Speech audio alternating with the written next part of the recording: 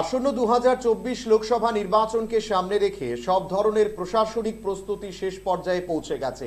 প্রশাসনিক প্রস্তুতি খতিয়ে দেখতে এবং চূড়ান্ত প্রস্তুতির জন্য তৈরি হতে আইজিপি সৌমিত্র ধর শুক্রবার উত্তর জেলার সদর ধর্মনগরে এসে পৌঁছান।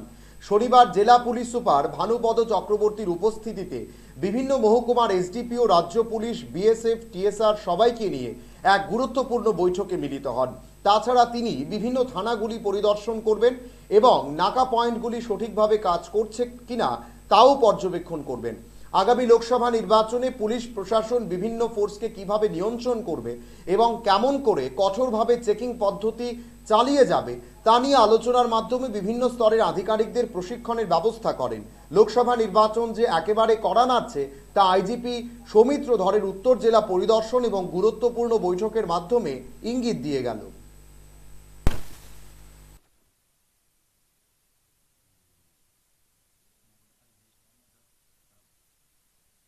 গতকালকে এসেছেন উত্তর ত্রিপুরাতে।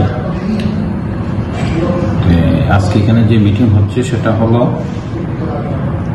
CRPF, BSF, state police, TSR সবাইকে নিয়ে ইলেকশনটা যেন পার্লামেন্টারি ইলেকশন 2024 এটাকে কি করে শান্তিপূর্ণভাবে সম্পন্ন করা যায়, এটার জন্য এখানে ডিস্ট্রিক্টের তরফ থেকে কি কি প্রিপারেশন নেওয়া হয়েছে আর কি কি নিতে হবে এইসব ব্যাপারে উনি এখানে আমাদেরকে আলোচনা করছেন, গাইডলাইন দিচ্ছেন এবং উনি ফিল্ড ভিজিট করবেন।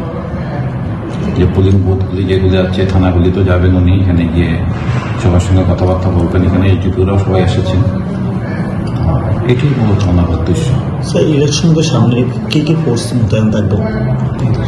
ফোর্স তো বাইরের থেকে আসবে, এখন পর্যন্ত আমরা জানি না কি ধরনের ফোর্স আসবে, তবে সিএপিএফ তো আসবে। CAPF input, CRPF, BSF, CISF সবই আসবে। তো এখন পর্যন্ত আমরা পাইনি। বিভিন্নভাবে ফোর্স এখানে ডিপ্লয়মেন্ট হবে। ভোটের মুখে আসলে